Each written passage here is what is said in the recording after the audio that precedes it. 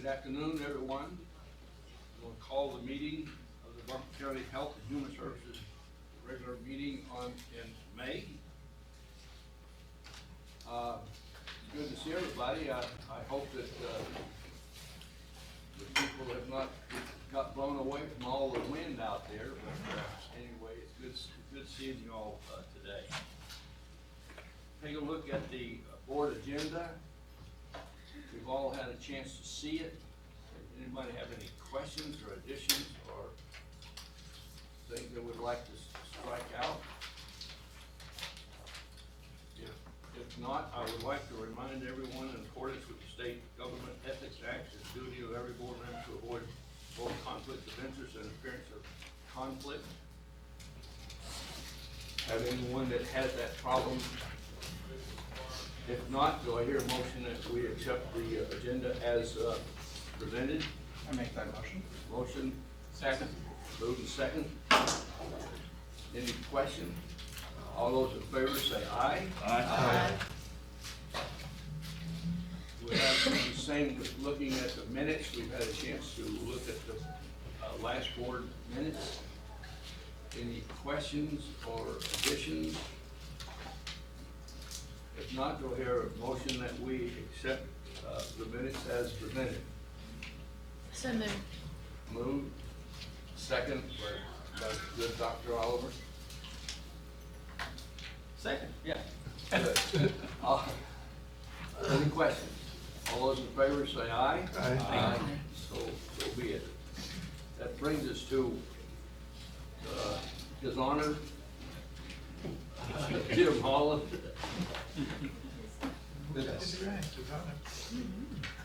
Well, good afternoon.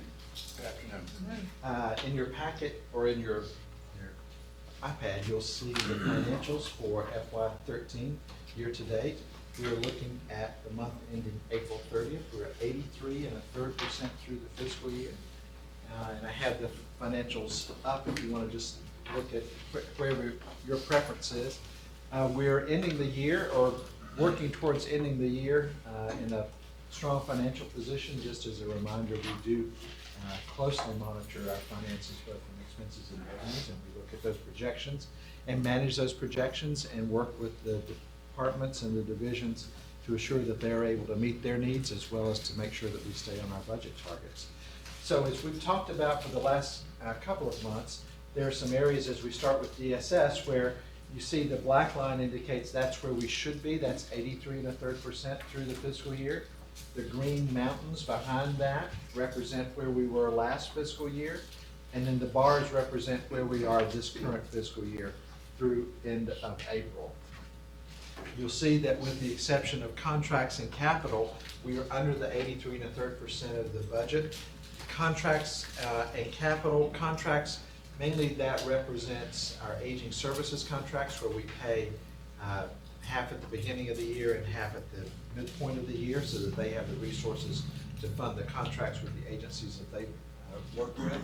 And then also there are other contracts that we provide that we do pay upfront in order for those services to be provided, to give them working capital.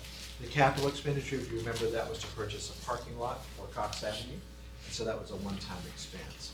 When you look at the accounting unit of how we break down by the resources of the particular areas, you'll see aging services, and that's the one that I was talking about, that we pay Land and Sky up front in order for them to provide services to the community. Community contracts, again, some of those community contracts are ones that we pay out ahead of time in order for them to have resources to provide services to the community. And emergency assistance. Emergency assistance are those things such as help with utilities, help with rent, so that people can make sure that they are able to stay in their home, particularly families with children. And we contract that with Evelyn Charities as well, to be able to have them have those resources, and those funds are usually, unfortunately, used before they're ending. So if we go forward to public health expenses, you see we're right on target with that. Everything that we're doing at this point is meeting all of the mandates and the requirements that we have for public health. The one that I would show, just to point out to you, the regional public health line, remember that's the one where the lab was decommissioned by the state. So there are no further expenditures that will be had by that. When we look at Parks, Greenways, and Recreation, you see that we're under where we should be at where we could be at the point of the year. Just to, again, to point out things where we've talked about before, the grants and the capital projects, where they're significantly under for the grants, those will be those will be awarded in May. Most of those are for summer programs, and those will be given out in the month of May and June. And capital projects, those are just ongoing capital expenses that they have for parks and for various functions, and they use those as the need arises and as the particular project becomes due. But other than that, we're on target. Happy to answer any questions that you might have on the financials. Okay, so on the agenda as well, there is information about the legislative agenda in terms of what's happening with the FY14 budget. Just to update you on where we are with the budget process, the county manager will be presenting the budget to the commissioners and to the community next Tuesday, beginning at 4:30. And she will have a message that includes the recommendations of the budgets that you recommended last board meeting. That will be included in her recommendations as well. And then after her presentation, in 2 weeks, there will be a budget hearing where the community can come to the commission and provide input and what they would like to see in the budget. And then at the end of June, the commission will vote on the budget so that it's enacted by July 1. County manager deliberately waited until next Tuesday to deliver her budget message because she wanted to make sure that as much as possible we understood what the legislature was doing. The legislature, the budget is still not settled. However, the Senate passed the budget, their recommended budget this week. It now goes to the House where they'll be evaluating different, the proposals of the Senate, their own, and what the governor recommended. In the Senate budget, and please join in if there are things in your particular area that you have issues, concerns about, but there were no major impacts to Health and Human Services in the Senate budget that finally came out. The one big change related to child care subsidy, mainly more than anything. And in the Senate budget, it's saying that all child care subsidy dollars will flow through DSS. Currently, those some flow through the Department of Social Services. The remainder flow through the North Carolina Partnership for Children, or Smart Start. And the Senate budget is saying that they want all of those dollars to flow through DSS. And that's just a decision that they'll have to work out, and we'll see how that works out at the final budget. Is there anything else that you wanted to point out related to the budget? Okay.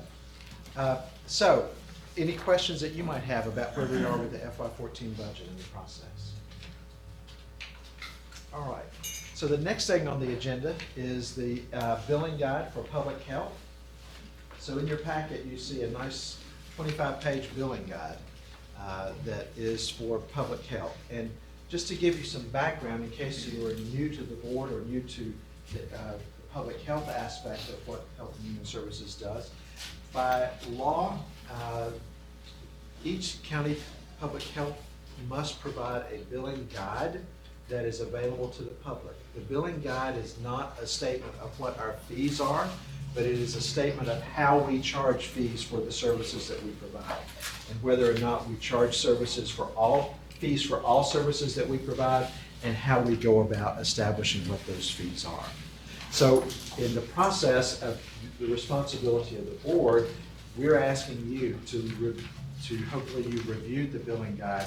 We're asking you to move forward to say that you're recommending that we send this on to the county commission for their approval. That's the process that's outlined in state statute for doing the billing guide. Just some things that we talk about, some more philosophical aspects of how we go about establishing what our fees are. When we bill for insurance, Medicaid, Medicare, or private health insurance, by doing that, we are also required to then bill for self-pay for those that have no insurance. We do that, but we also do that within the guidelines of the particular programs that we administer. For example, family planning. Family planning requires us to provide the services at, for the citizens, and we can bill insurance if they have insurance. If they don't, we must then bill them based on a sliding fee scale. And the sliding fee scale is attached to this guide, and it spells out, based on the person's income, reported income, the percentage of the total charge that we may charge an individual for the services that we're providing. For immunizations, for childhood immunizations that are required, there is no charge for that. Those vaccines are provided free through the federal and state government for us to do that. However, not all immunizations that we provide are free. If they're not a required immunization, we do charge for that. We've made another decision related to immunizations, however, in that we identify that it's a clear public health risk to not have the community immunized. As an example, hepatitis A. Several years ago, the county commission said that's a public health issue. To require to have a charge that is more than what the actual cost of the vaccine is can put an undue strain on particularly restaurant workers who don't have oftentimes the disposable income to pay for a series of hepatitis A vaccines. So we only charge the cost of the vaccine. We don't charge any administration. We don't charge what the Medicaid rate would be typically for that vaccine. So we do that. We also do that as it relates to rabies post-exposure. If there was a post-exposure, we don't charge we charge what our cost is, which is still significant for the vaccine, and then we also work with different pharmaceutical companies to try to get that way if they can meet those requirements. That's in a broad sense how we establish our fees. We are required to collect our fees as well. So when we bill someone and they don't pay us, we reach out to them to make sure that they understand that if we bill them $50, if they don't have $50, that's okay. But we do expect them to pay for their care, and we will expect them to contribute what they can in a consistent manner in order to assure that their bill is paid. That's a philosophy that we believe that each person has an investment in their health care and makes that investment through whatever resources they have available. And so we also, by using the sliding fee scale and also by helping them work through a payment plan, help to assure that they pay. Sometimes, unfortunately, they do not, and so the state has provided resources for local health departments to use debt set-off, which essentially means that if someone does not pay, and we've given them multiple opportunities over the course of a year to at least make a payment, and we don't specify the minimum amount, but if they do not do that, then we let them know that we will report that debt to the state income tax, IRS, State Bureau, and that we will take their tax refund to settle that debt. That does mean that we do get increased payments, and it does mean that by getting those payments, then we're able to reinvest those dollars to assure that the taxpayer dollars are minimized to the extent possible for public health expenses. So we also have in this billing guide how we charge for environmental health services as well, and we also list how we charge for requests for records. So it's a fairly comprehensive document. We make that document available on the internet. We make that document available should someone come into the agency and request it. We've gone through plain language of that document to make sure that it is at a 5th or 6th grade reading level so that everyone has the ability to understand it, and we make that available to people in the language that's appropriate for them as well if they have questions. So I'm happy to entertain questions that you might have about the billing guide. Yes, sir. Jim, the Board of Health has always passes every year, this particular guide. Has there been anything different this year added to it, or anything that was normally in the guide in years past? We did some clarifying language. There was no substantive change about what our fee schedule would be or how we would charge fees. We are audited by the state to make sure that we're in compliance with all the appropriate regulations. So we just had an audit, which we passed, They had some recommendations that said you might want to change some language to make sure that people understand that for family planning services, they cannot be denied services if they have an outstanding bill. We said that, we just made it clearer, hopefully, but there were no substantive changes from last year. One thing that I've noticed on the cover sheet, you have approval of the Board of Health. We'll need to change that to approve of the Health and Human Services. Thank you very much for pointing that out today. We'll make sure we make that change. Doctor? Such a stickler. It says here, exceptions to dependent status, foster child assigned by DSS shall always be considered a family of one. Just so I understand that, Jim, in essence, what they're saying is all foster kids are fully eligible, is what that's gonna mean. That essentially is what that means, because a foster child is not gonna have income, so they're gonna Right. be eligible for Right. free services. Okay, so they're not counted within the household That's income correct. as far as the eligibility goes. That's correct. Any other questions or comments that you might have about the bill? Then we would ask that if you don't, and if it's agreeable to you, that you would entertain a motion to approve, and that if you so choose and you approve, then this will go to the Board of County Commission for their approval and implementation on July 1.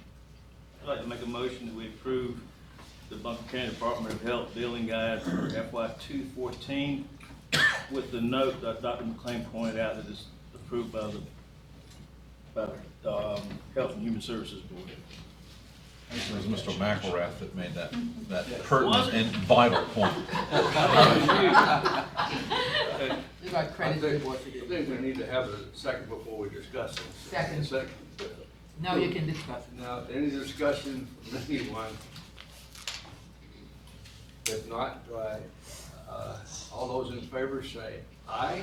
Aye. Opposed, same sign, so be it. Thank you. Thank you, Jim. Thank you.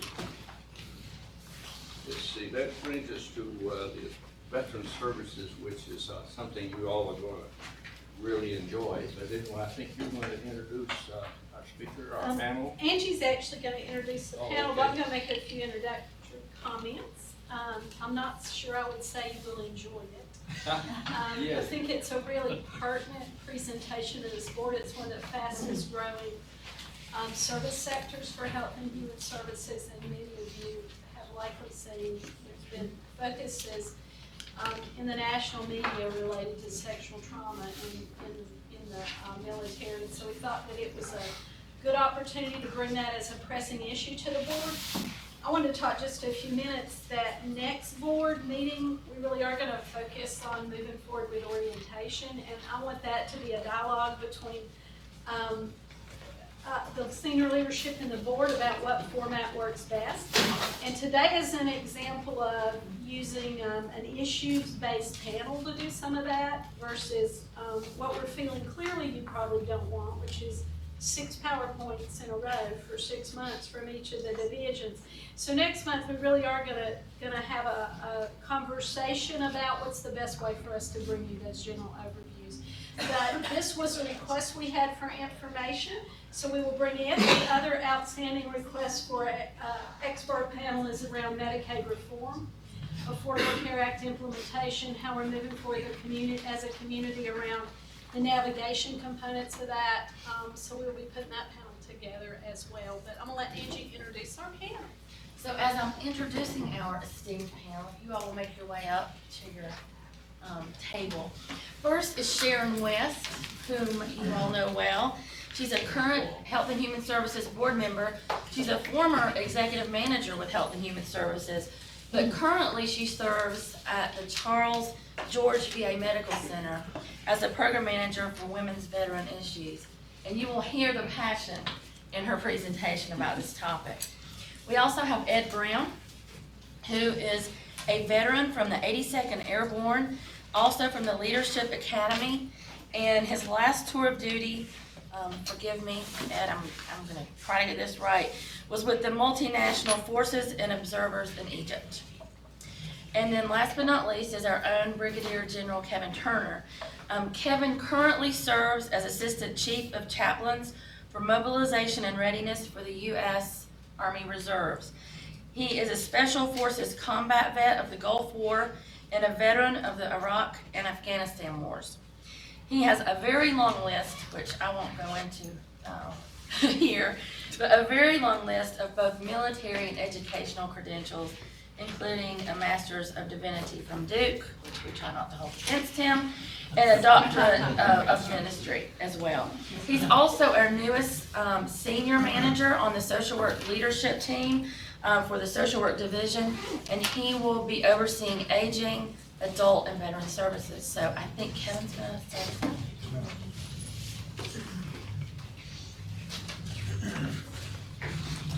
Hey, some of you folks have suffered through this before. I will tell you that I've updated the numbers, but pretty much the presentation is the same. So if you've suffered through it before and you fall asleep, it's okay. We'll wake you up when it's over. We'll wake you up when Sharon starts because her stuff is definitely new. I wanted to begin with this quote. William James was a pioneering American psychologist. He wrote influential books on the very young science at the time of psychology, the psychology of religious experience and mysticism, and the philosophy of pragmatism. And I really wanted to begin with this because sometimes I think we forget that what we do matters. We get all tied up in programs and policies, and we lose sight that there's actually an impact for what we do. This is the agenda that we're going to follow. Very, very simple.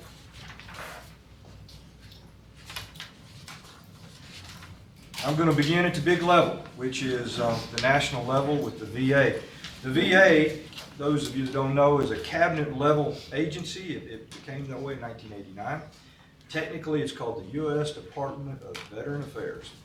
Realistically, when you get in the real world, it's like a big three-headed monster. And of course, Sharon may beat me for some of this stuff, but the reality is, at least from my perspective, is it's got these three different structures to it that are all important one to another, but they do not do a good job of communicating with each other.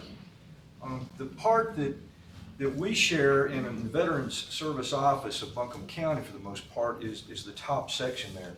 It's the Veterans Benefit section. They have a regional office. It's located in Winston-Salem, and some of you may have seen the news about that office. It was in the news a couple of months ago with the floors collapsing underneath all the paperwork, and they had photographs in the news. It's actually true. We've been down there and looked at it.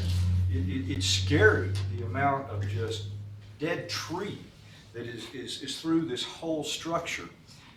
Ironically, while I say that, what you also need to understand is that we went down there wanting to look at a particular file. And as they were showing us all these different floors with all these file cabinets and papers stacked on top of the file cabinets, all of a sudden the guy stopped, he walked down an aisle, he opened a file cabinet, and he pulled out the file we were looking for. So while they get a lot of news about things being behind, what I can tell you is that it is staffed with very well-intentioned folks that are working hard to try to meet the needs of veterans. The second section is the one that Sharon works for. It's the Veterans Health Administration. It is the medical section of everything. It's the hospitals. They treat over 100,000 veterans a day with 170 different medical centers. The one that we're familiar with around here, of course, is the Charles George VA Medical Center, or as the folks growing up around me in my part of Haywood County would say, at O-Team. Going to the VA at O-Team. The third category is the National Cemetery System. We have 4 cemeteries that they try to take care of in North Carolina, located in New Bern, Raleigh, Salisbury, and Wilmington. And only the cemetery there at Salisbury is open for burial. When you come down to a state level, the North Carolina Division of Veteran Affairs actually comes under the North Carolina Department of Administration. So if you're trying to find it, that's where you'd go on the website. Due to our change in the governor, the head guy got the axe, and so they're waiting for the appointment of a new person to take that responsibility. They try to take care of business by breaking North Carolina into districts. Our district office is located in Canton. It's responsible for the 11 counties west and south of Buncombe County. When they're at full strength, they've got 3 VSOs, or veteran service officers, and 2 clerical staff. And currently, they're looking to hire 2 VSOs, which kind of gives you an idea that whole office is in a little bit of a state of transition. And then when you come to our county level, that is us. You see our mission there? The most important thing on that slide is the very last bullet. It is important for veterans to understand, for anybody that walks into our office to understand, that we do not work for the VA. We are not gatekeepers. Our client is the veteran and their dependents. We serve as advocates for these folks. Our job is to try to help them as they engage with the VA, as they try to get resources for employment or for homelessness. And I want to tell you about your county, because some of you may not be aware of this, but in 2011, October, Buncombe County basically decided to put resources against a problem center. That's the way I describe it. They quadrupled the size of the office. It went to 3 veteran service officers and a clerical person who is also already accredited. So she does screening of veteran issues up to the claim development level. They moved us to a main street where we actually are able to reach people as they come through. And they were very deliberate in the people they selected to put in that office. And that has made all of the difference about the effectiveness of this office. Walt Ward retired after 31 years of working in that office at Winston-Salem I described to you. So he not only did ratings there, but he actually trained people to do the ratings. So when there's an issue, he picks up the phone and he talks to somebody that he actually trained about the issue.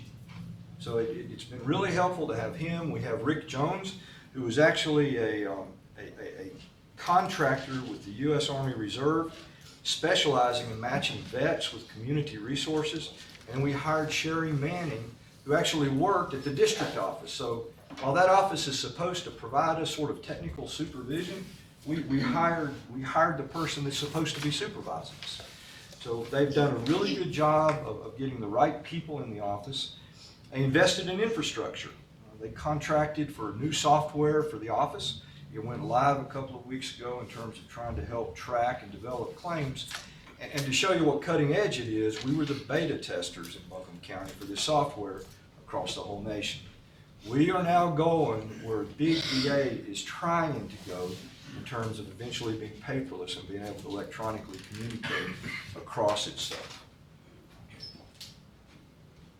Of course, the biggest thing about this slide is that statistic there, which is 54%. Because while that 54% is getting help at the VA, what that means is that 46% of the veterans are actually having to receive their services from another resource, another service. Sometimes that's by choice.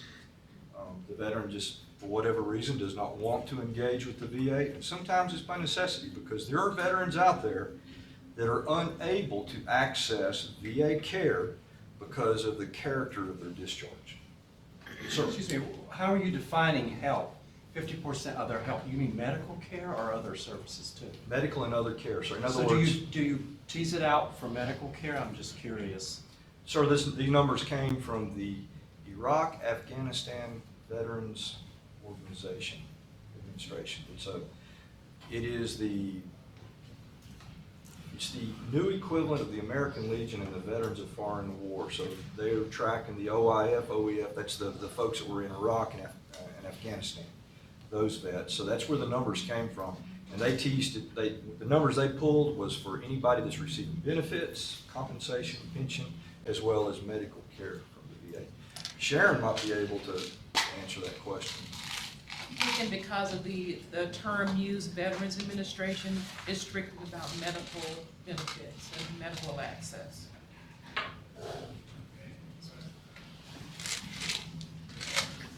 Talk to you about why it matters to us on a national level. You can read the numbers there. That 22.2 million vets, the majority of that cohort, which, Mandy, I've learned is the proper term when you're talking about groups of people. I'm learning. Anyway, it's actually made I a gave bit. Kevin a hard time. After 4 degrees, he's finally decided to get him in his tablet. I said, he's finally got it right. Vietnam vets formed the largest cohort of this. It used to be the World War II vets, of course. we were losing them just a year ago at the rate of 1,000 World War II vets a day, and we've now lost enough numbers from them that the number we lose every day is significantly less on that population. At 2.3 million deployed, that's a huge number, but it's still less than 1% of our population. If you want me to do the math, 22 vets killing themselves every day is 8,000 a year. And the dead and wounded number I pulled from May 23rd. I went and got the most accurate numbers from last night. I want you to look, if you could, at the bottom line about the mental health price tag. If you do a little bit of math, and Christina can do this way quicker than I can, but if you take 2.3 million, and you multiply it by 20%, which is kind of a median figure for mental health issues between what they're getting and what may come at 35. What do you get? It's like 460,000, something like that. I think that's right. The idea, though, is that it's way over that 300,000 psychiatric casualties. And if you just had 300 psychiatric casualties, they estimated the lifetime cost, and this is across the whole United States, the lifetime cost at $660 billion. So the psychiatric casualty piece, the mental health price tag piece, is going to be a big deal for our community and our nation for years to come. On a local level, these are the current figures as of 1 May. And you got to understand, when you're talking about the number of vets in Buncombe County, that gets to be real slippery. The VA has numbers that it puts out. The Census Bureau has numbers that it puts out, and the two, while they're kind of close, don't always agree. And how they get those numbers varies, and vets come and go. They slip in and then slip back out, so it's not exactly, you're not going to find exactly 337 on top of 20,000 vets. Did want to give you something to sort of show you the impact. I have down there 6 North Carolina counties that have more veterans. Only 5 get more in terms of money from the VA. According to the VA invests $146 million in Buncombe County. Now, according to the VA, in terms of compensation and pension, so when I say compensation and pension, those are funds that are going straight into the hand of a veteran. Okay, that's what this means. According to the VA, Buncombe County receives $52,048,000 straight into the hands of those 20+ thousand veterans that are there. So you can see that while the veterans they can be a challenge in terms of trying to meet their requirements and meet their needs, there's quite a bit of economic assistance and help coming into Buncombe County to try to meet that. Also need to think about the fact that Buncombe County is a vet magnet for all the reasons that I have listed there, and I kind of wanted to try to put it in perspective so you understand what that means. There's 7 counties that physically touch Buncombe County. If you take all of the 7 counties and add all of their veteran population together and add Buncombe's to it, Buncombe County still accounts for 37% of the total number of veterans coming in and 44.6% of all the money coming in. So Buncombe County is a draw for this particular thing. I want to talk some about the effects of having veterans in our community. Everybody's heard the term post-traumatic stress. It was coined in the mid-'70s as part of the efforts of actually anti-Vietnam War folks. First showed up in DSM-3. Historically, it's been called things like railway spine, stress syndrome, shell shock, battle fatigue, and traumatic war neurosis. Fiscal year 2012, the VA provided treatment to 500,000 to 4,600 veterans. Now, PTSD occurring in veterans is a strange beast, and that's kind of kind of hard for some folks to get hold of. Part of it you understand, right? They're exposed to chaos, they're afraid they may die, they're exposed to serious traumatic injury. That part of PTSD makes sense, but there is two other types of PTSD that happen to veterans. One is instead of being the victim where something happens to them, they're actually the aggressor. They actually do something that causes them to experience PTSD. And interestingly enough, there's another sort of causative piece out there. If a veteran feels responsible for something, even though he wasn't there or she was not in the area, they can develop PTSD from that. It's sort of like their buddy died and they were not there to help them. They should have died instead of them. Somebody got hurt because they weren't there. They internalize it and it begins to manifest itself in a stress disorder. I want to share with you an understanding of PTSD from a veteran. With your permission, please. This is written by a guy named Rick Herringer. He was a vet from Vietnam in the 173rd Airborne Brigade. This is something he wrote and sent me. I've never met him. We communicate. It's called the COA Survivalist. Now, COA, for those of you that have never been in the military, stands for Course of Action. If only I could tell you through the child in my head of all the disappointments that this child's never said. If only you could hear me through the child of your own, maybe then you'd understand. I feel so alone. I feel as someone's gone away or even up and died, and I'm not sure of is. I know I never cried. I knew I was in trouble when parenting myself. I reached into my store of rules and found an empty shelf. The barren corners of my soul, myself in desperation, indifferent to the vacant hole. I looked around to find another role, someone to explain to me how to search for normalcy, to act extemporaneously and not lose my identity. But so much hinged on a child long ago, lost in a blizzard of emotional snow when frozen feelings and dirty dealings predict the way you go.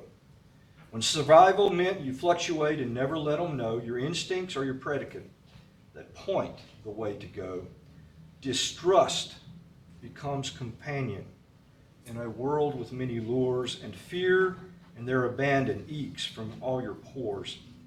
And if by chance another might slip into your heart, you never let them stay there or really be a part. For if they really knew you, they'd never hang around. For anyone who swims too close always ends up drowned. Calluses that encase your heart, promises a pearl, but gone forever the days of a campus boy meets girl. For now you struggle in a world of men and man's machines, content with the reflection of love and broken dreams. But the real struggle remains the same, to overcome yourself. How to hug the child within and nurture him to health. For we know the struggle of never quite complete tend to make a hostage of anyone we meet. And even if they hang around, we have to wonder why. Significant affection are just as sick as I. Those words describe what it's like to be a veteran with PTSD. You feel alone. You feel lost, you feel disconnected, you feel angry, and you don't understand. And unfortunately, most of the people around you never understand either. Now, this last week, I stumbled upon an example that I want to use to help you understand the way people end up with PTSD and not be there. This story actually comes from a chaplain that I met this last week. He started out life as an infantry guy. He was in a Ranger battalion. He actually was part of the effort to release the hostages that failed in Iran back in the early 80s. Do y'all remember that? He was actually part of that, so he was there. And none of that is what gave him PTSD. He eventually became a chaplain. He was in Iraq, and while he was in Iraq with his unit, he developed a disorder in his colon, and they had to get him out of there. They thought it might have been cancer. Turned out it wasn't. But they exfilled him, took him to Germany, to Landstuhl, did surgery, which meant that he couldn't go back to Iraq, right?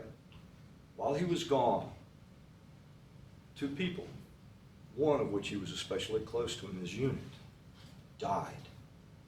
And you know, talking to him, I couldn't figure out which bothered him worse, the fact that he was not there to prevent it, or the fact that he couldn't be there just to escort the body on the aircraft. You see? But somehow or another, whether it was the first or the second thing that got his attention, it locked him down. And he has PTSD to the level that, as do many of them, he is very careful about letting anybody know the depth of it. Because he's afraid if they do, they'll fire him, they won't hire him, they'll avoid him. So he gets help, but only at a distance and not from the VA. Because you do the VA, there's a record of it, and there's fear that will follow. In terms of suicide, I want to point out that while they're linked, they don't directly touch each other in terms of causative effects, because everybody that has PTSD does not commit suicide, and everybody that commits suicide does not have PTSD. But there are some things that we do know about this. We know, for example, that personally knowing someone who committed suicide normalizes the experience somehow, and somehow makes it okay among veterans and active duty military to commit suicide. According again to that same group that I mentioned, the IVA, they did a 2012 survey which showed that 37% of their group actually knew somebody or worked with somebody as a veteran that committed suicide. We know relationship issues are a common factor in the suicides that are going on in the military and in our veterans. 1 in 3 veterans divorced or broke up a long-term partner as a result of deployment and the return home. We know that in 2012, the military reported 349 active duty suicides. That is almost 1 a day. We're better at killing ourselves than the enemy is at killing us. And I was trying to figure out a way that I could make you sort of feel what that is like. And the example I want to use is your tax dollar makes me carry a BlackBerry. You know, I'm a general officer, so I have to carry this stupid BlackBerry with me everywhere. I am not that important, trust me. I guess there are some out there that are, but the BlackBerry's there. And the unfortunate thing about having the BlackBerry is people send you things on it, right? So somewhere about a year ago, the government decided that they were going to send all the general officers the EXSUM, or executive summaries, of the suicides. That stuff blows my BlackBerry up. I mean, it's like a steady drumbeat of EXSUM after EXSUM of somebody who has killed themselves. So what I did, I just hit print. Date, 23 May. EXSUM, death of a soldier, gunshot wound, Wisconsin Rapids, Wisconsin. The soldier, a sergeant, was found with an apparent self-inflicted gunshot wound. Cause of death is under investigation.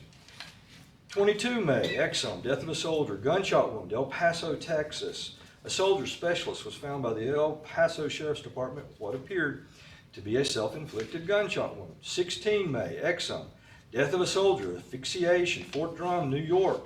A soldier, PB2, was found hanging in his barrack room closet after failing to report to accountability formation. CPR was performed with negative results, and the soldier was transported to Samaritan Hospital where he was pronounced deceased. EXSUM, 14 May, very serious injury of a soldier. A soldier, a captain. You see, it's not just enlisted folks, it's officers as well. The captain missed a meeting with the Battalion XO. The Battalion XO notified the headquarters commander. The commander attempted to call the soldier on the phone, but he did not answer. The commander then notified the battalion commander that he did not answer. They went to his house and found the soldier with a gunshot wound to the head and immediately called 911. EXSUM, 14 May, death of a soldier, gunshot wound, Lexington, North Carolina. A soldier specialist died of an apparent self-inflicted gunshot wound to the hand while on leave in North Carolina. The soldier was discovered unresponsive in a friend's apartment, and the wife's location at the time of the shooting is unknown.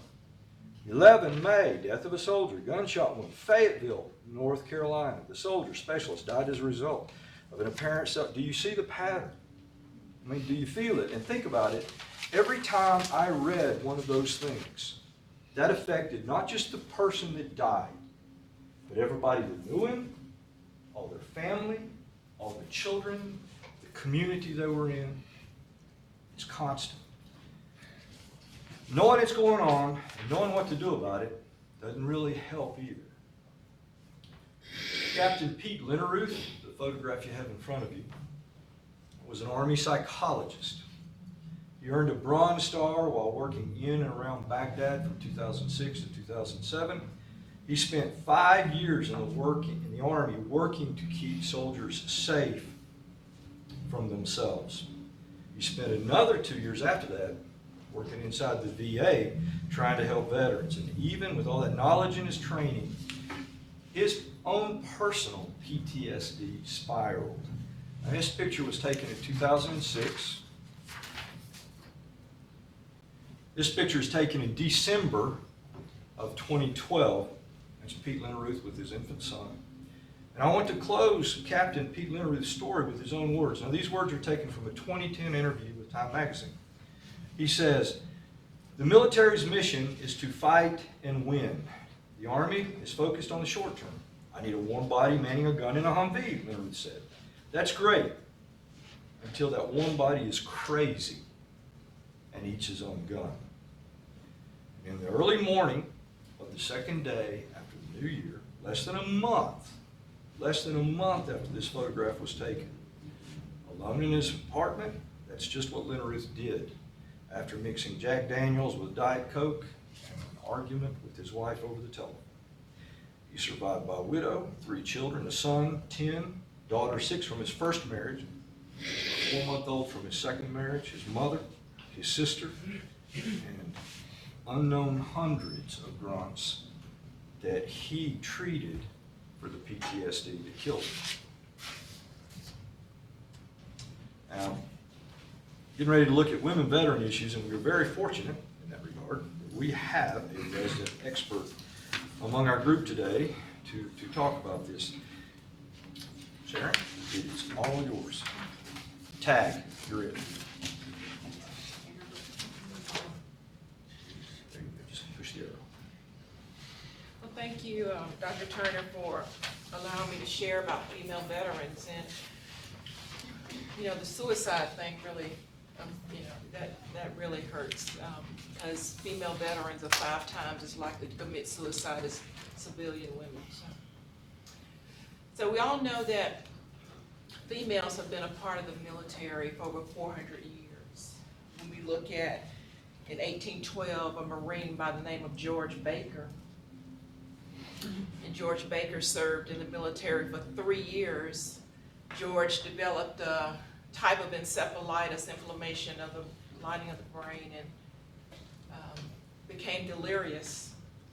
And they did an examination on George to see what was going on, and found out that George was actually Lucy Brewer in 1812. And Lucy wanted to serve and felt that the only way she could participate in the war was to dress as a man and do what she needed to do. And of course, when they happened upon that little discovery, they honorably discharged her. But then you also have Harriet Tubman, who was considered a spy for the Union. Women in the military. There are many, many women that decided to go into the military to support their husbands, to do things such as sewing, preparing meals, being first aid nurses, things like that. So we have volumes and volumes of stories like that. But history shows us that in 1945, that at the end of World War II, a little bit over 2% of the active duty population were representative of women. If you look at right before 9/11, that population went dramatically higher to 11% in 1991, was representative of women in active duty, and today 15% of the active duty population are women, 18% of that being in the National Guard and the reserves. You can see it growing by leaps and bounds. Female veterans are the fastest growing veteran population. The fastest subpopulation of female veterans are African American females. The use of the VA system is doubling for our females. You know, women tend to access medical care anyway, more so than men, but we see that even more so in the VA system.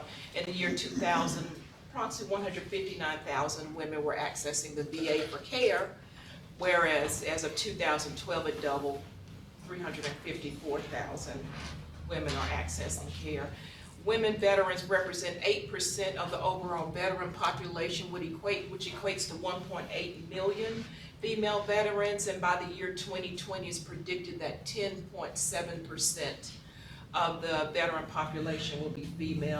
Easily before then, it will hit 2 million, no doubt, the way it's going currently. When we look at what Dr. Turner talked about Operation Enduring Freedom, Operation Iraqi Freedom, Operation New Dawn, 12% of the current conflict population are representative of females.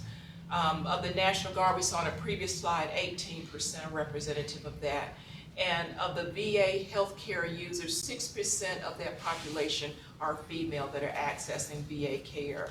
And it's really great that we're seeing more women enrolling in VA care, enrolling for VA services, 21% increase since the year 2009. So we see these women that are coming out of the military, they're wanting to know, how can I connect to the services, and they're actually finding their way to the VA, but not as many as we feel should. When you have these women that are coming out of the military from the current conflicts, they're younger women. When you think VA, normally you think men and you think older men, and so the culture is changing. So when you come to the Charles George VA, you're gonna see more females. You're gonna still see older men, of course, is the majority, but you will see more females. And the culture change here is to say the woman that you see walking down the hallway may not be the wife of a veteran, may not be the sister of a veteran or the mother of a veteran, but maybe the veteran herself. So it's the culture change for the staff, our internal and our external customers, of how we can embrace this mass, this critical mass. Younger women are coming out, and so these are the needs that we're seeing. Maternity care.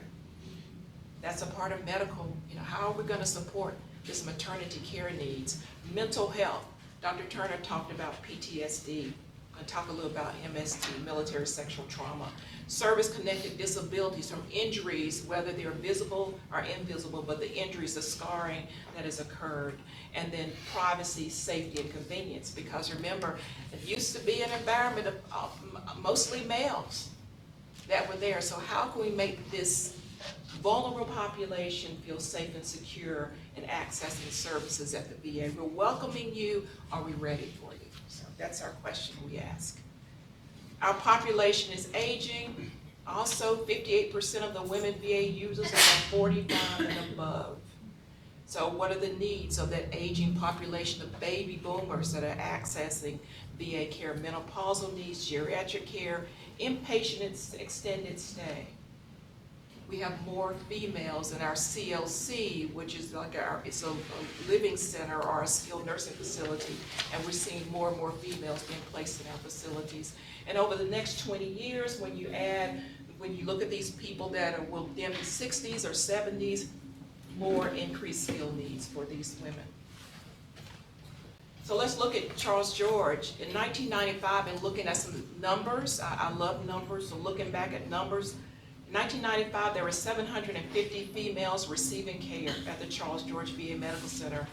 Today, or close near today, 1,800 females are receiving care. Our average age is 50 to 54, so we're seeing some of the diagnoses that we have noted on the prior slide nationally. Postmenopausal symptoms, high blood pressure, post-traumatic stress disorder. But also beneath there, embedded in post-traumatic stress disorder, is military sexual trauma.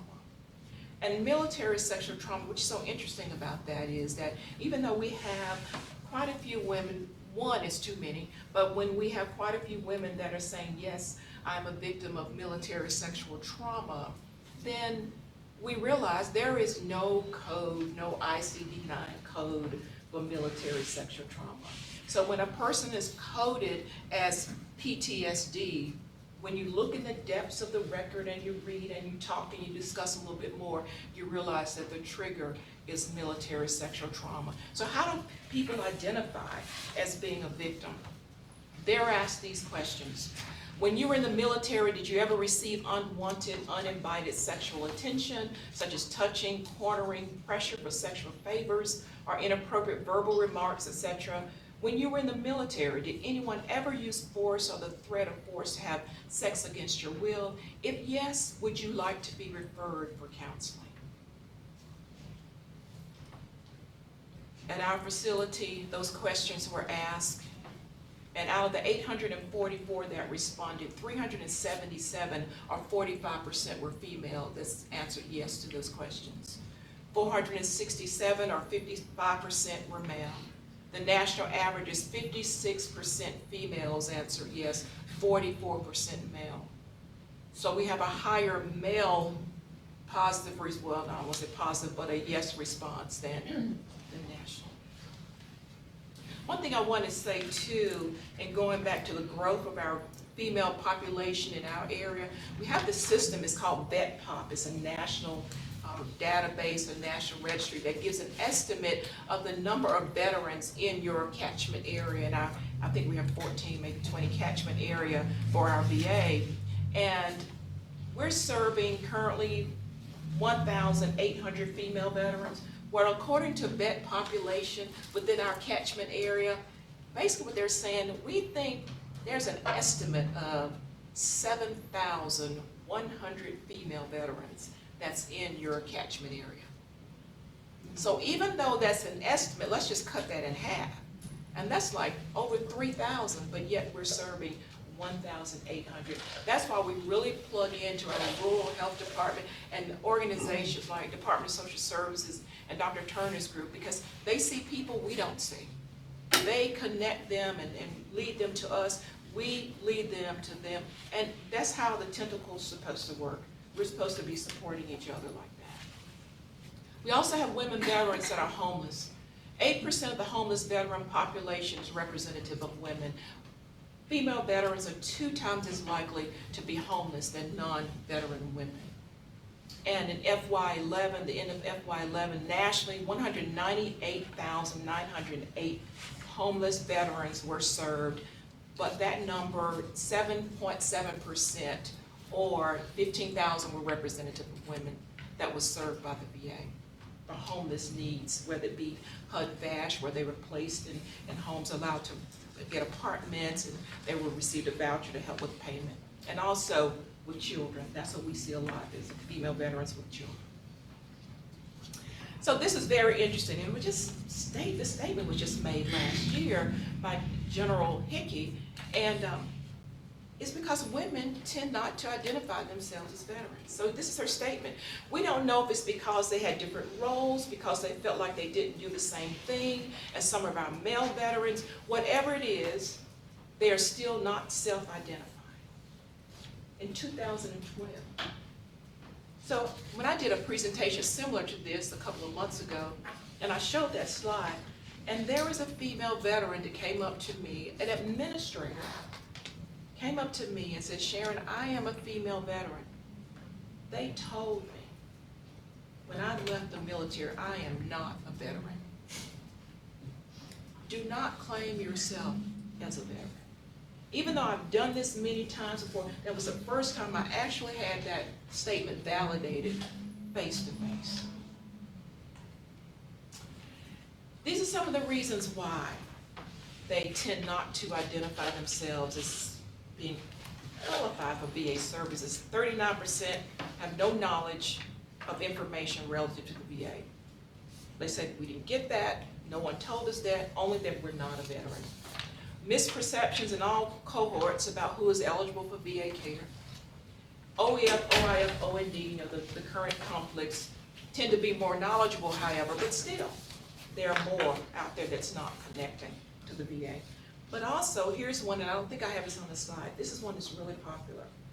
Many females were first asked the question, are you a veteran? Let's say in a census that was done years ago. And they had such minimal response from women, knowing that these women, yeah, we know that some of these are veterans, we know this. So they realized that the women were associating that question with, I wasn't in combat, so therefore I'm not a veteran. So then that question was rephrased, sent back out, and it was restated to read, have you served in the armed forces? And then it came back flooded with women who said, yes, I did. So we really watch the way we word things now, because it doesn't matter if you served and you were in combat or not, you are a veteran. As Dr. Turner says, if you took the pledge, that's what they tell me. I was a second lieutenant in the United States Army. And, I didn't know. He said, yeah, you're a veteran. I'm like, yeah. One thing that we want to do at the VA now when we're seeing these women coming in is provide comprehensive primary care. We know they're coming in younger, but also we know we have the baby boomers. Are we providing all that we need to? Comprehensive primary care essentially means one-stop service. See, prior to this, as recent as a year or two ago, prior to this, women would come in for their primary care needs, listen to heart and lungs and all those things. But then when it was time for their pap smear, their pelvic, their gender-specific exams, they would have to reschedule to come back another time to meet with the gynecologist for that. Well, the men were not doing that. So one thing that nationally was a mandatory or directive to all VAs is that you must shift and morph your systems to include comprehensive primary care. And that means women come, they get everything they need just as the men. We want to make it as equitable as possible. So this is what our agency is doing, the Charles George VA. We are comprehensive primary care clinic. We have a gender-specific clinic that opened last fall, the Women's Health Clinic. We have a Women's Health Primary Care Provider. And not that all women must see the Women's Health Primary Care Provider. They have a choice, but at least they know that one is available for them.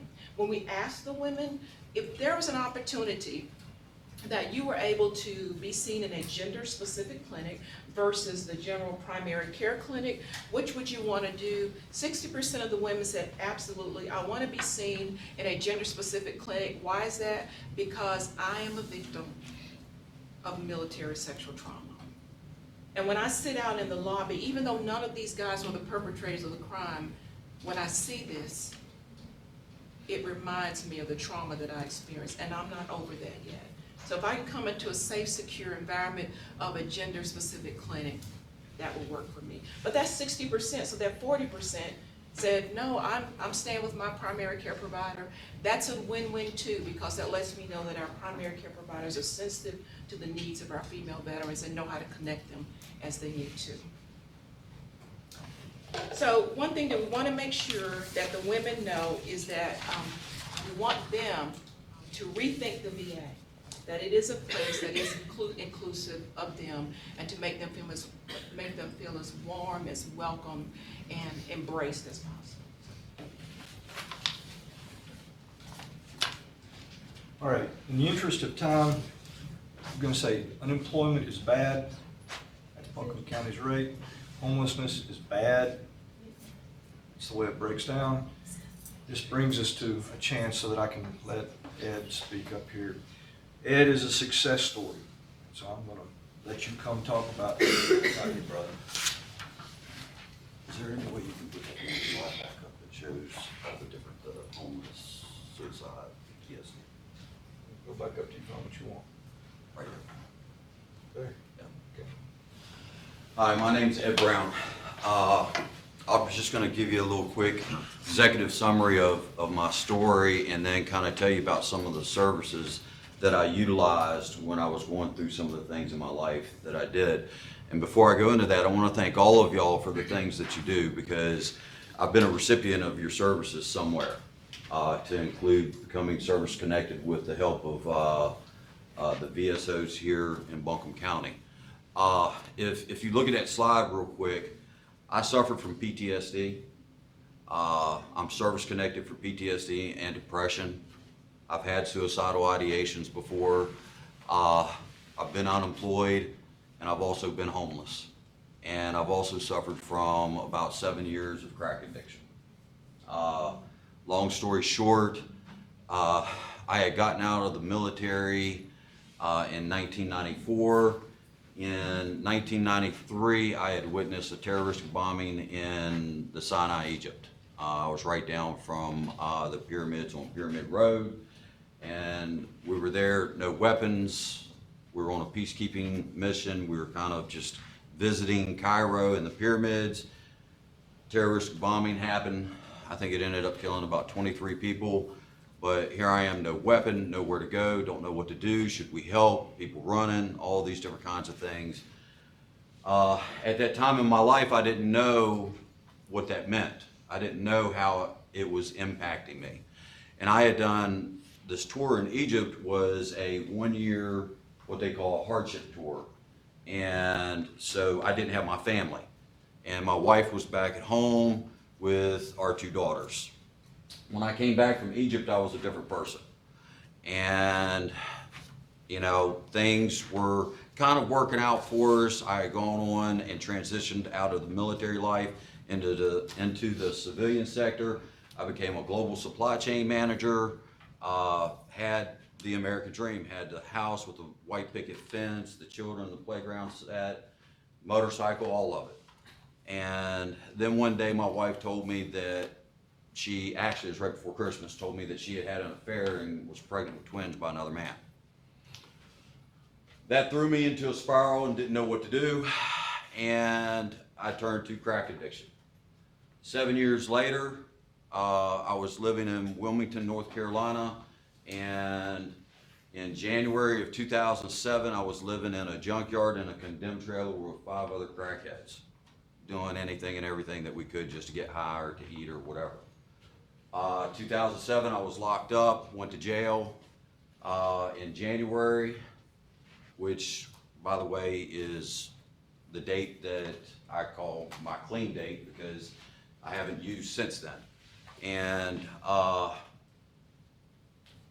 let's see, in April of 2007, I came to Western North Carolina and attended Recovery Ventures, 2-year therapeutic community program down in Old Fort. It changed my life. After I left Recovery Ventures, I still did not have a home. You know, I've been divorced, I was behind on child support, I was trying to find a job, you know, I had gotten the recovery, but I didn't have anything substantial to set a foundation with.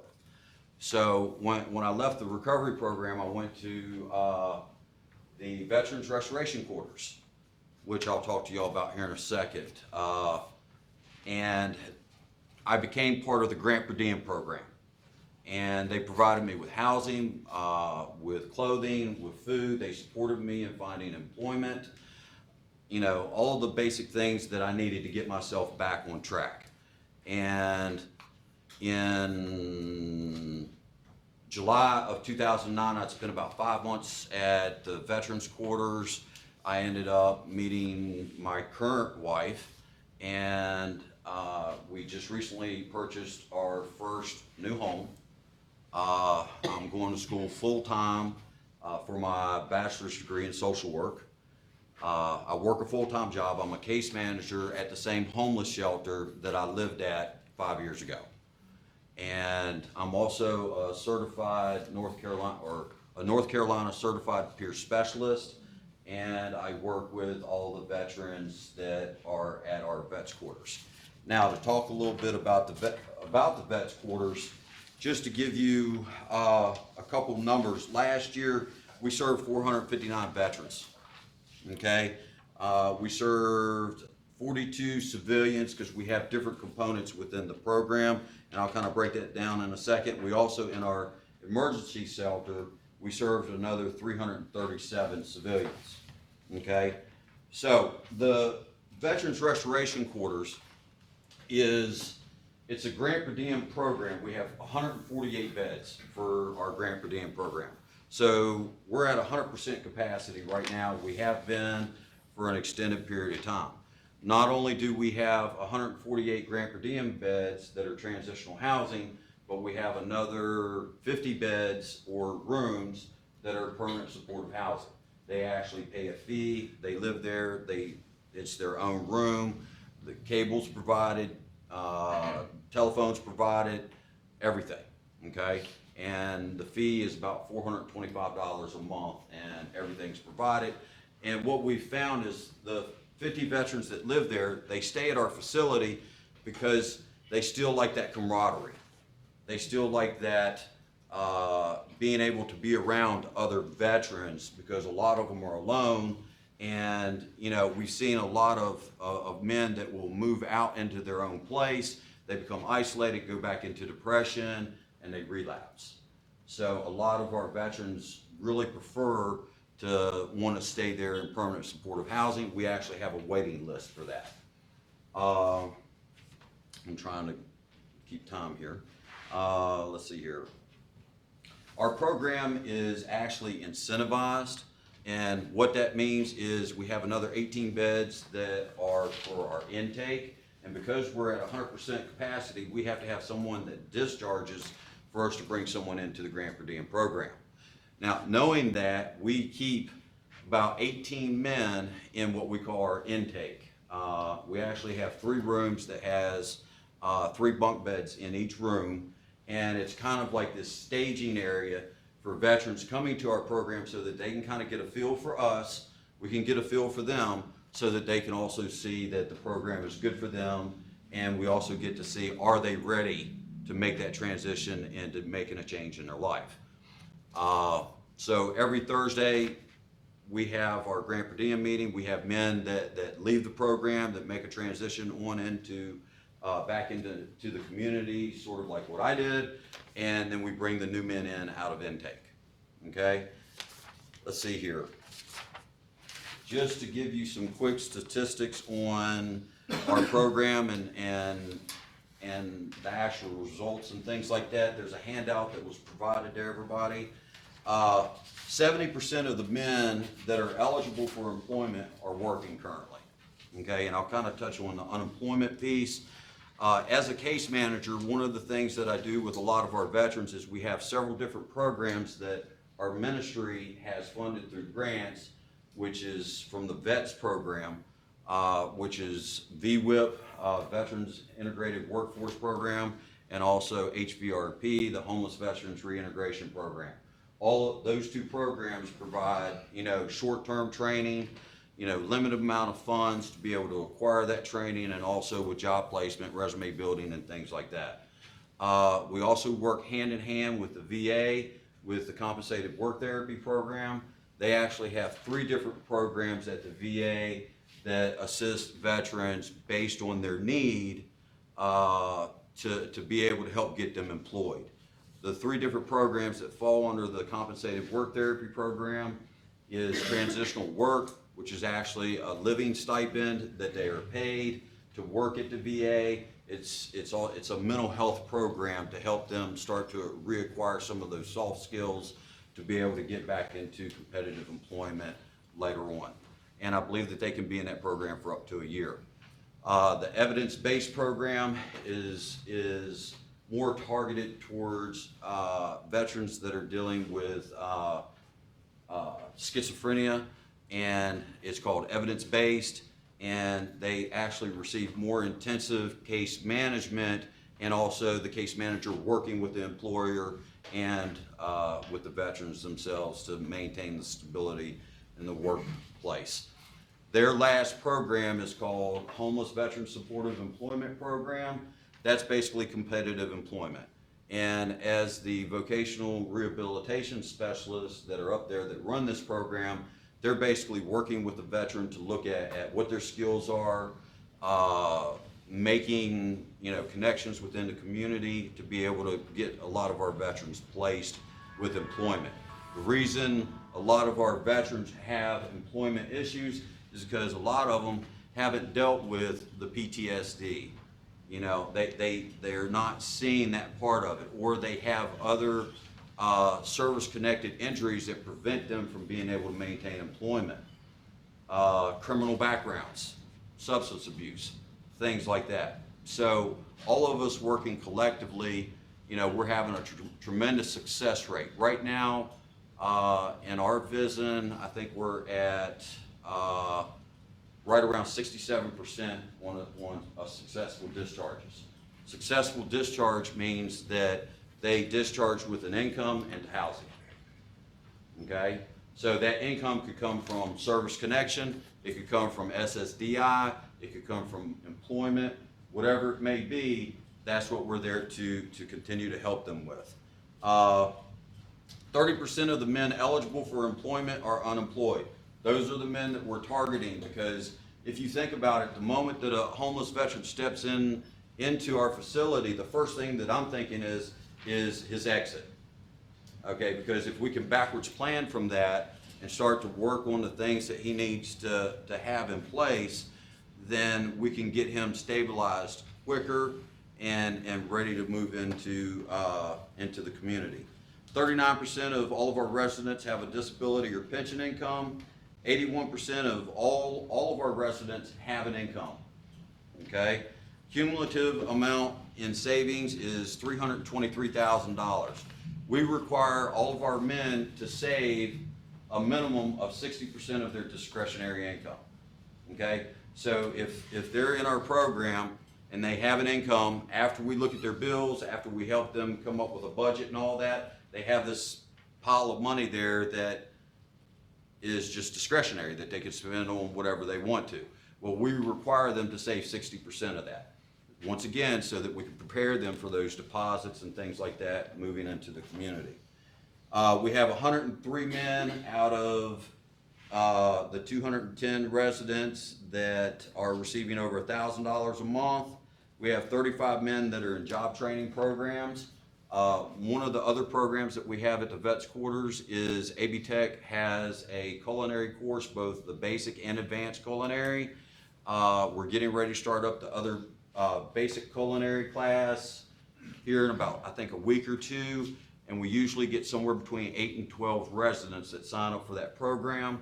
And their successful job placement after they've received this training is somewhere in around the neighborhood about 94 to 95% gain employment. Let's see. Percent of men in the program currently demonstrating no behavioral evidence of drug or alcohol addiction is 92%. Percent of men in the program currently demonstrating no behavioral evidence of life-disrupting mental health issues, 95%. Average men in our program is 52 years old, but I will say that is dropping. Okay, that average age is dropping. The more veterans that are returning from OIF, OEF, we're seeing younger veterans coming in. We're seeing younger veterans that are more, I guess, unstable or defiant. And what we're seeing is when we do an intake on a gentleman that's part of the OIF, OEF era, what we're seeing is there's usually somewhere around a time frame of about 18 months to 2 years that they've burned their bridges. Their family doesn't want them in the house anymore. They don't have anybody else's couch they can sleep on or something like that, and then they're ending up at our facility. Our youngest age is 22, our oldest is 68. We have right now currently 44 men that served in combat. And any questions? Maybe you said this, but what's the waiting time to get into this transitional housing? Currently, our waiting time actually fluctuates because like, this past Thursday, we had 1 discharge. 2 weeks ago, we had 6. So it really fluctuates back and forth. Right now, I think that our waiting list is about 1 to 2 months. Okay, and what we require the men to do is, we have referrals that are coming. I mean, it's really unbelievable. We have referrals coming from all over the country. And when Kevin had said that we're a magnet, I mean, think about how our grant per diem program interconnects with the VA, is so close to the VA, and just the opportunity for the men to receive services, to have case managers that are working with the VA as a treatment team. I mean, it's unbelievable the success that comes out of our facility. And like I said, I live there, and hopefully here in about a year, I'll have my BSW and I'll go on to become a licensed clinical social worker and go on from there. So, thank you. I have a question. Yes, ma'am. Those two. Uh-oh. Who makes the final decision? Yes, you come right up here in the front. A World War II vet who has never applied, has never used the VA, who makes the final decision if that person gets VA benefits? Where is the final decision made? Is it in Washington? Is it in, Raleigh? Is it in Atlanta? Where is the final decision made? If that veteran is trying to access medical care, Mm-hmm. then they will actually go to a VA medical They have center. never had benefits. That's fine. They just, the only document that's required from them is their discharge. It's called the DD-214. And in the event they don't have a copy, then it can be gained online, or anybody that's associated will be glad to help them. If they're trying to access service-connected compensation or pensions, then that decision is made at a regional office. If you're in this area, that office is in Winston-Salem. And the reason I'm asking this is because I know someone who has never, ever, ever applied for the benefits. Yes, ma'am. And applied for the benefits, served in World War II, on early discharge, and was told, we're denying you. You should have applied years ago. And to me, if you've served, all my children served. My son was in Iraq. I put him in the Army because he wouldn't go to college. I said, you're not going to college like your sisters, your brothers, your mom and dad? I'm putting you in the Army. I never knew they were going to have a war in Iraq. My middle son was a Marine. My first one was in the military. My husband served in the Air Force. And the point is, I think I'm glad I listened to you today, because I'm gonna be on a roll with this one. Because if you serve and you have chosen not to, you didn't need to use the benefits, you know what I mean? And then you told on the back end, you should have applied. Or your spouse is still working. Or your grandmother fell off. It's always a reason. And they don't have that many World War II vets left. Correct. They're dying off. And I mean, wait a minute. We're all here and I can open my big mouth and talk because they've given a lot of their time. So we're a free country. And to me, I'm on a roll. Everybody talks about the Vietnam vet and, my little son who served in Iraq. But what about the older guys who truly, all they're asking for, can I go to the VA and get my meds? Can I, whatever? And they're told, nope, you cannot. And where do you go from there? Do you go to Washington and yell and scream at everybody? What do you do I'm on a roll about this, by the way. Oh, it's all right. I think you should be on a roll. I'm glad you are. And I will tell you that, in my opinion, because I'll tell you up front, I'm a little biased about it. If I was anywhere around here and I knew anybody, I would send them to the Buncombe County Veteran Service Office, and they would doggone direct them and fight for them and This person went there. And then was told, and the papers were sent off, if I remember correctly now, to the VA here. The VA, and was told no. And was told no. And all they're being told is no. Okay. This is how I would handle this situation, is the first thing that you need to acquire is gonna be the DD Form 214. They have that. Okay, if they have that, They need to bring that to the VA hospital, and as you walk through the double doors, you go to the right-hand Trust me, side, I know exactly where that is. and it's eligibility. I know Okay. where that is too. Okay, And it has been that useful as a roach. Don't get me good, I'm in a professional meeting here. Well, that's all right. Well, Yeah. Let me throw something out there to you. I mean, because I hear your frustration, and I wish that you were the only person that felt that way, but you're not. And the tool that I have actually seen to be most effective when any of those three heads starts becoming difficult to work with Right? is actually your congressman. Every congressperson's office, every senator's office has got. Senator, what's his name? Senator Burr. Senator His Burr, contact is Kyle Bridges. He didn't help either. then I'd vote for somebody else. Where do you go, Congress? I, I'm on the road, well, I mean, What I if we send you the contacts? and Yeah. I don't give up. believe you. Ooh, I do not. Advocacy is the role of this board. You know, really, you have to, when you think of somebody in their 80s, and they're being told, no, you should have applied 20 years ago, and if that person, they didn't need to at the time, I just think it's wrong, that's just not. Well, also, let me say this, that we also have patient advocates at the VA. So if you come to those front doors and you feel like you haven't gotten what you need, or you didn't hear what you felt you needed to hear to move to the next level, patient advocates are there, there are 3 of them, and this is what they do, they follow it until the loop is closed. They follow it, so there you go. I'm gonna send you an email. Send me an email, call me, I'll walk with you. Dr. Clayton? A question for Kevin. As a general officer, is either DOD or VA proactively thinking about women now serving in combat roles, proactive about what implications that'll have increasingly for PTSD for them? Or are you just gonna deal with it when it lands on their doorstep? Sir, that was an honest question. I'm gonna give you as honest answer as I've got, and I'm gonna caveat it with the fact that I have not been privy to those discussions where they may or may not have happened. What I can tell you is that right now, the Army, let me be specific and talk about the Army since I know more about that. The Army is actually investigating how to do gender-neutral physical fitness standards.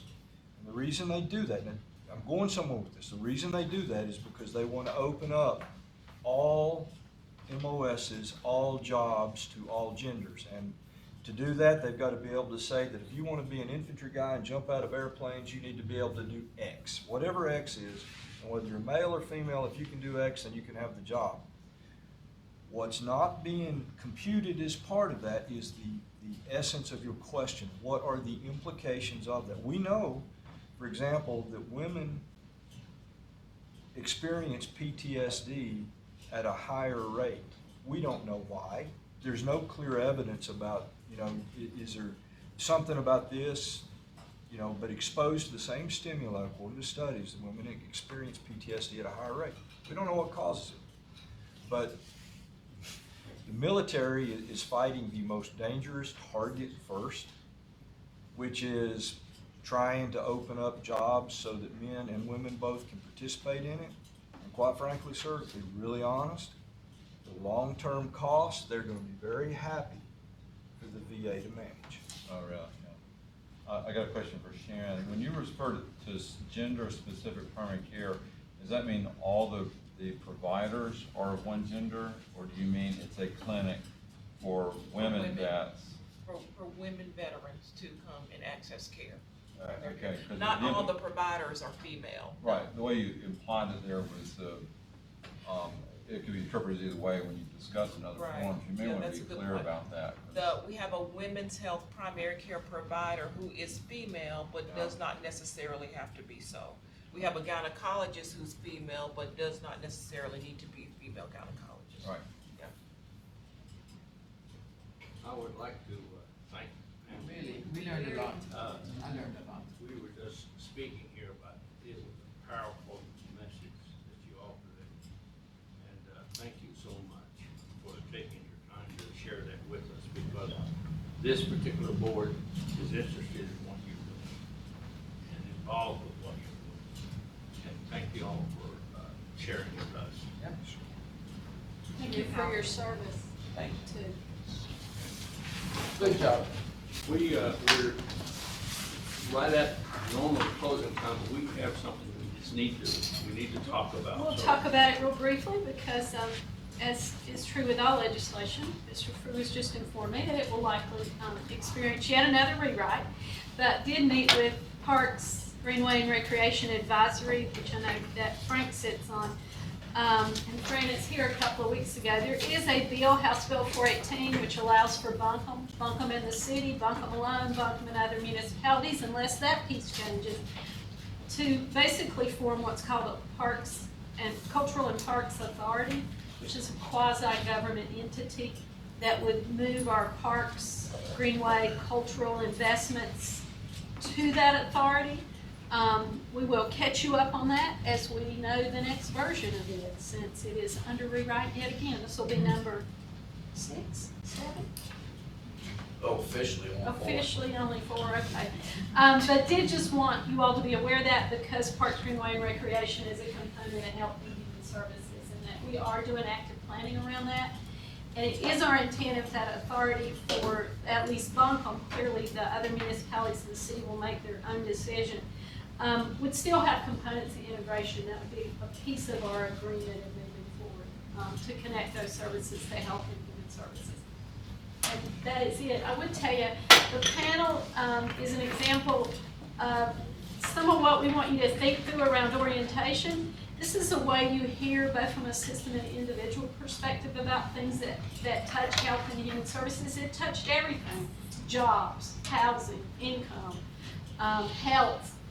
It's helping understand from you what's the best way to present to you the scope and breadth of which this board is responsible, which is large. So just one more thing for y'all to think about in terms of this kind of panel presentation too. And that is all. One other thing, at an executive meeting, Dr. Oliver asked a question, and it was important because of the fact that it was something that the health board did, and I would like to bring it up here. So some time ago, we, primary care from the Buncombe County Health Department was contracted out by the county to Winches. And the understanding was that the Board of Health would continue to get information on how that was turning out. And after the first year, basically, we were able to see 30% more people for the same amount of money. Good report. But I just asked that we continue to get this information. Just so happens that Mandy We just met. just met, and she'll be able to bring it to us. And I got a second request So that we can be for it accountable today. to the So I'll community. ask third one, so, Yes. yeah, that would be So we great. did talk about Yeah. maybe that is a part of a larger panel around Medicaid reform, Right. moving forward with Affordable Care Act implementation. We've been kind of boiling down those numbers this week around both the navigation components to subsidize access to insurance and those who will fall between North Carolina's decision not to expand and subsidize insurance plans. And Terry'd asked for that earlier on, so that is one option. We move forward next month on that kind of detailed panel, if we'd rather go there. I think it would be great, because I think it's We'll trying to. never get to it's orientation, trying to but don't blame understand. me, Yeah. I'll bring you whatever the emerging issues Well, I are and you'll I learn think that it's- way. That's it's how we the bridge in the live. gap. Yeah, Bridge I in the agree gap, with you, and it's huge. what do we have And we to shouldn't serve? make decisions, as a system without the board understanding the broad implication of how we move forward in this area. So we'll just put that together. I would like to include in that dentist program that belongs to that state, the same process with, we kept involved with that as a health board, and we'd like to have share it with this board also. Okay? Sure. Fine. Thank you. Any other questions or, hopefully Jerry's not gonna say anything today.